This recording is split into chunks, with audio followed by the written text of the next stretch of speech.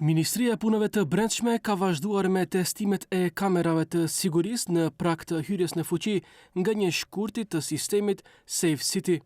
Testimet sot janë realizuar në Kumanov dhe Tetov, ndërsa po verifikohet detektimi automatik i shpejtësisë së lëvizjes së automjeteve.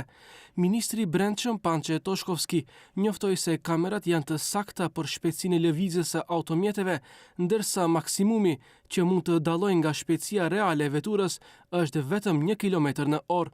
Përpos kamerave publike, paralajmëron dhe vetura speciale të pajisura me kamera mobile që do të ndjekin veturat në lëvizje. Министерството за внатрешни работи и многу побрзо од оние 6 месеци ќе може со камерите кои што ги имаме имплементирано во рамки на возилата кои се набавени за констатирање на недозволена брзина, погрешно паркирање и така натаму, да ги ставиме во функција и да бидат пуштени и низ останатите градови во Македонија.